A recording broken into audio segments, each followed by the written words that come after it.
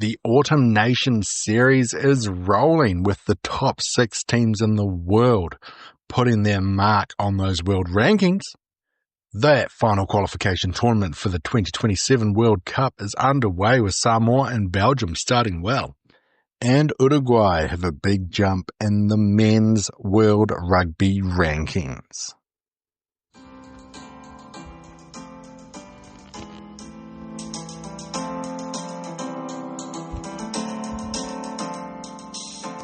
Hello and welcome to the Rugby Roundup with Big Mike here on November 12th, 2025. It's me, Big Mike, here at Big Mike Rugby. Now let's talk all about that beautiful game that we all love. Ba-da-ba-ba. Normally we start with a bit of an update of everything going on in the world, but enough of all that. We're going to go straight to the roundup, and we are going to start with international men's rugby. Huge weekend last weekend, some absolutely amazing games, a couple of shock victories and losses as well. How are we going to get through this one, I wonder?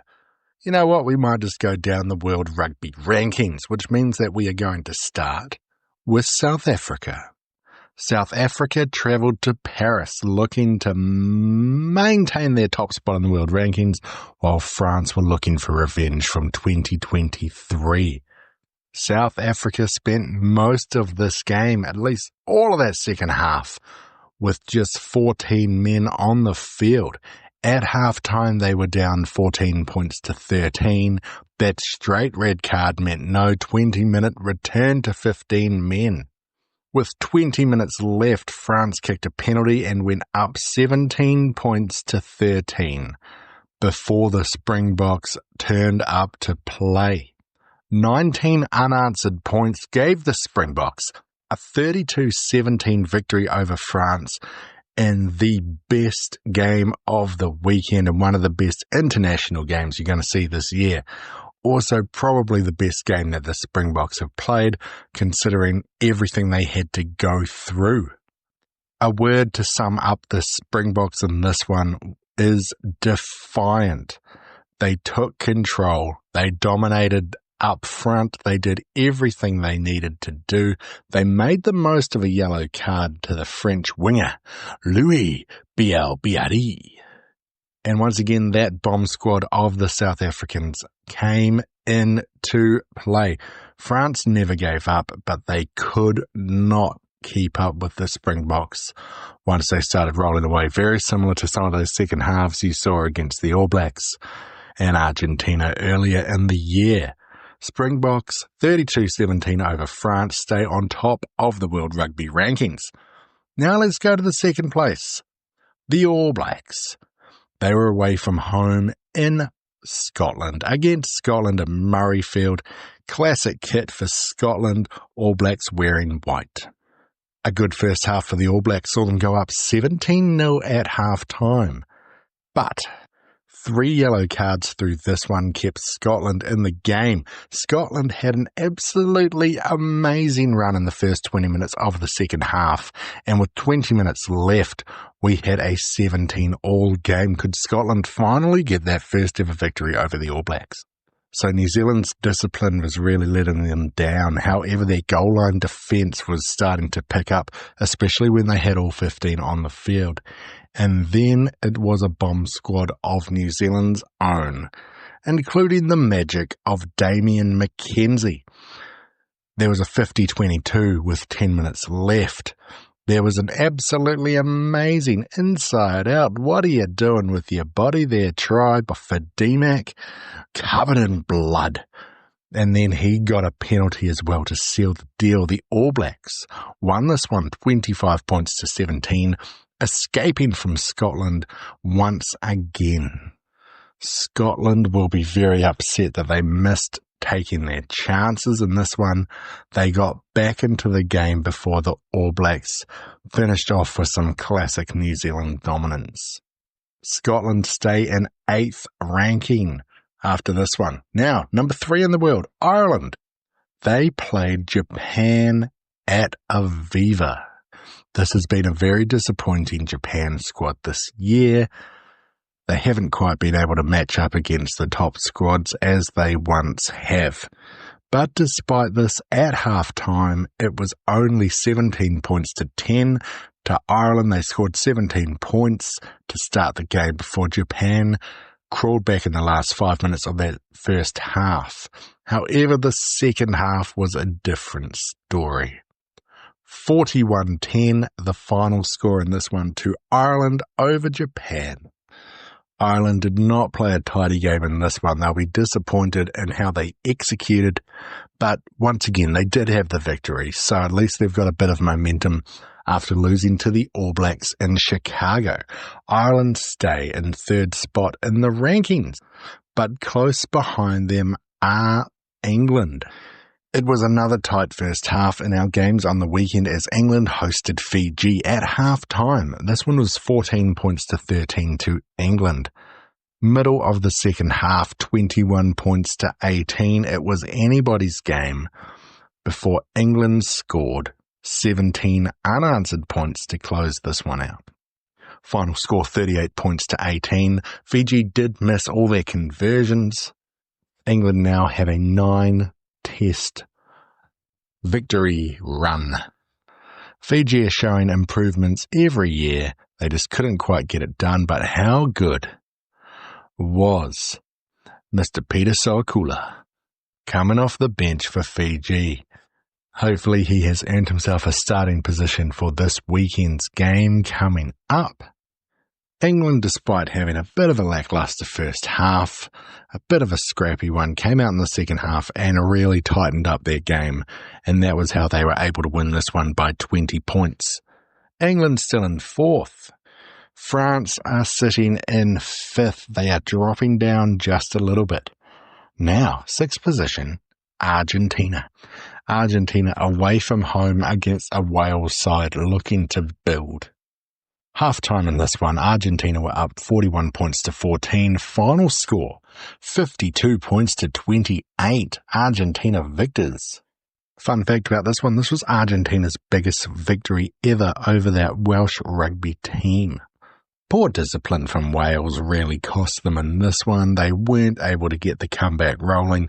Argentina were just too fast and too strong against a sorry Welsh squad.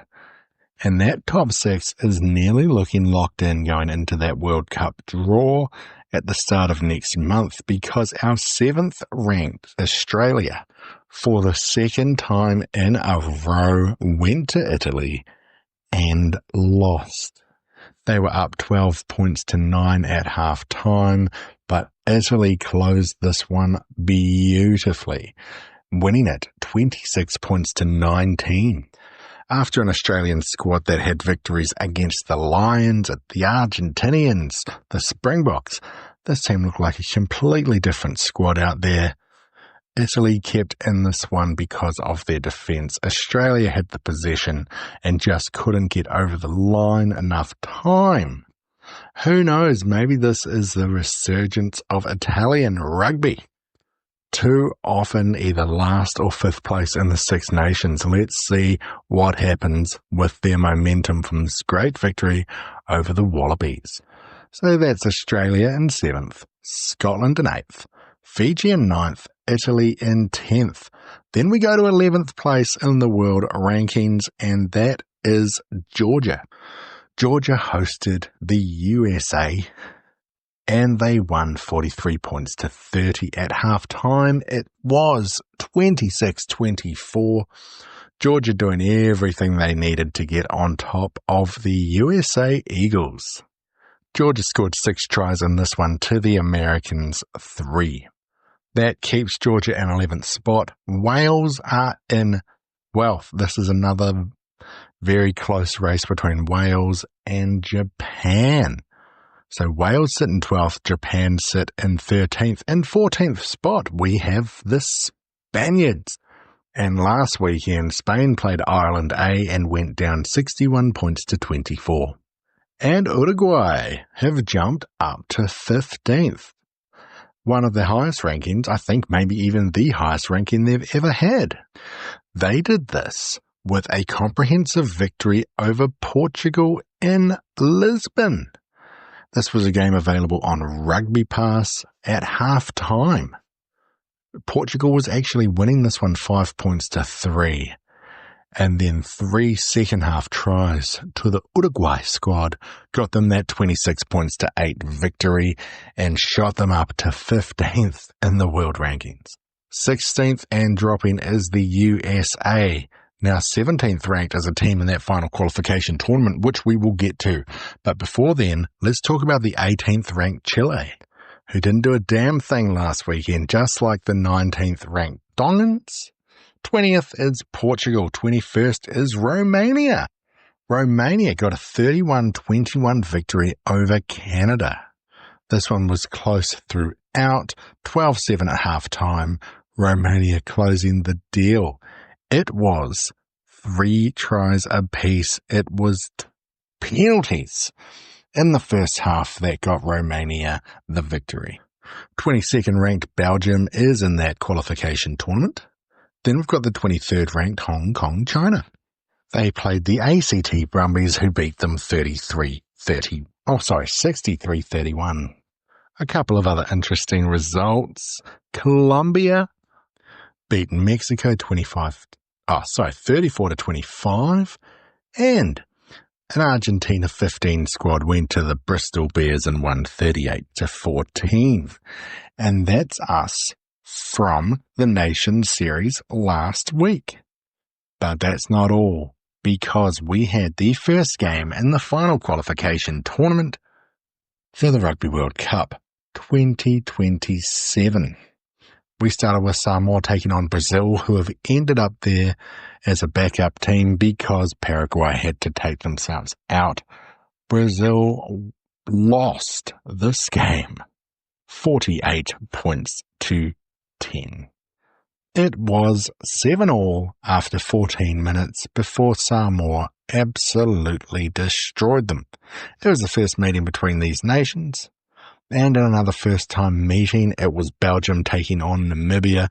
This one was fun to watch on my phone as the All Blacks... No, it wasn't during the All Blacks game. Yes, it was during the All Blacks game. Overnight on Sunday morning. So, Belgium, Namibia. This one finished Belgium 22, Namibia 15. 2 very late consolation tries got Namibia up from 3 points.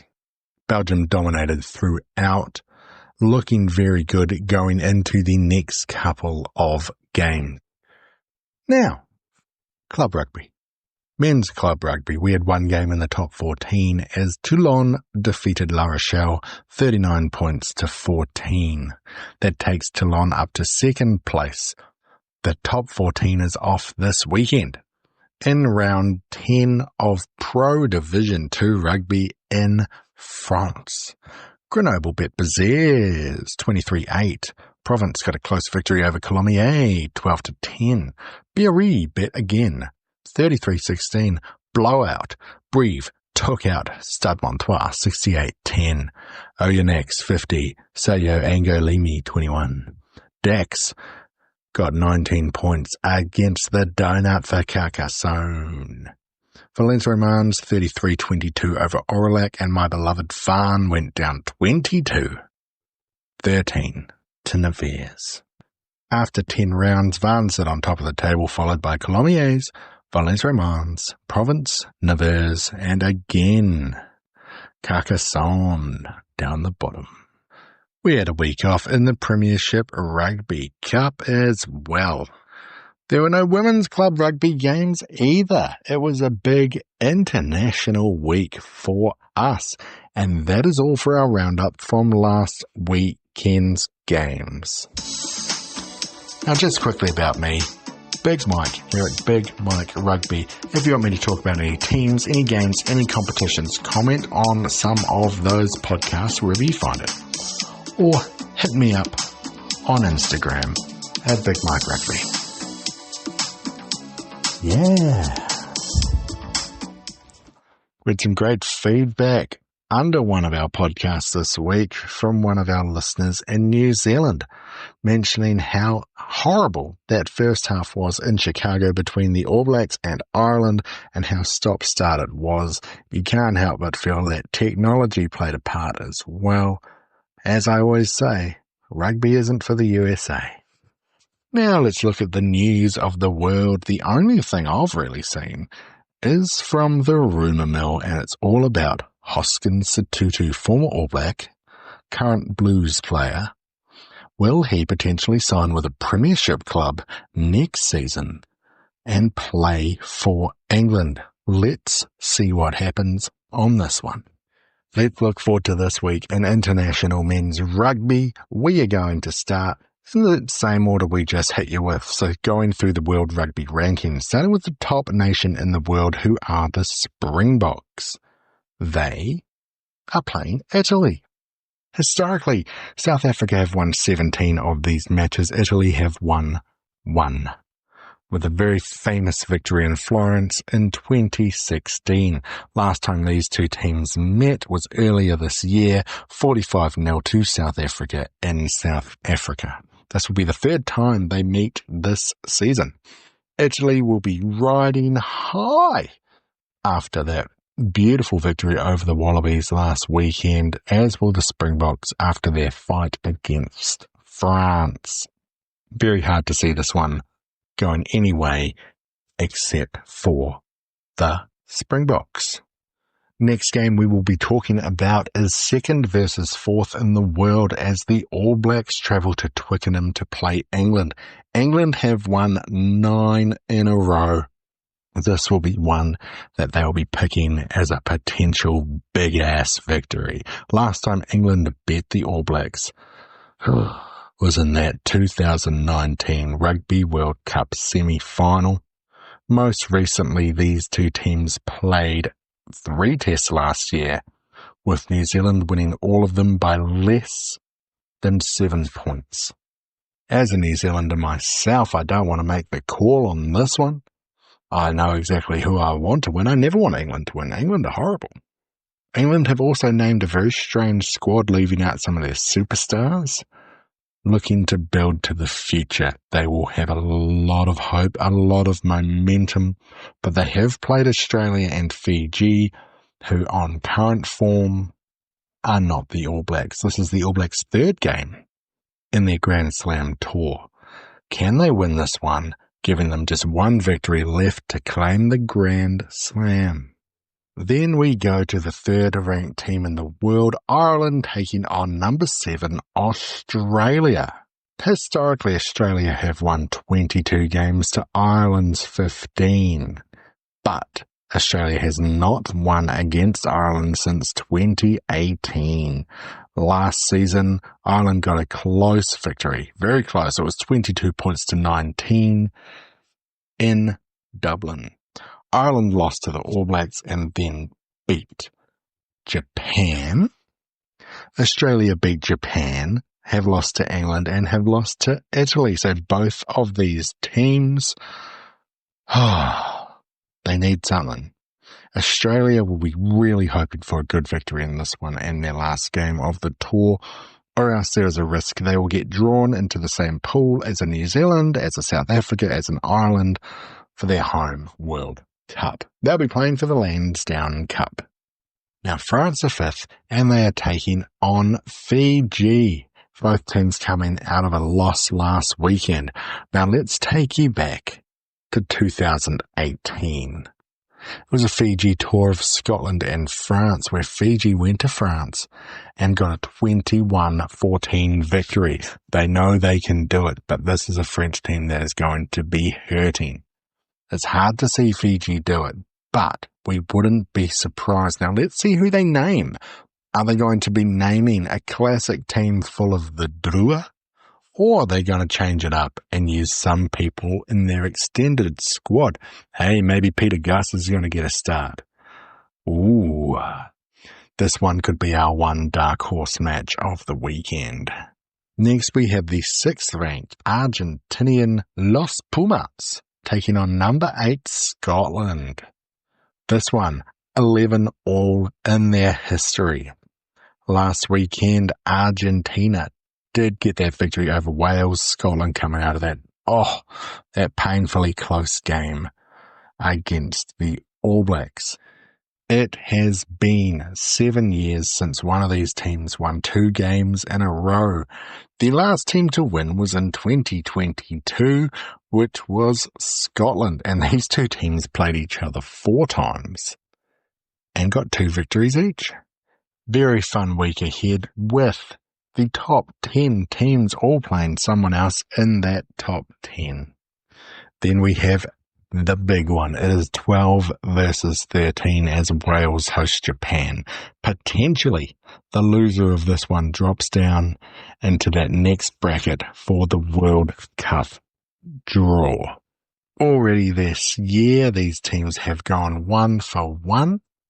Both teams have been very disappointing as of late, not doing what they want to do.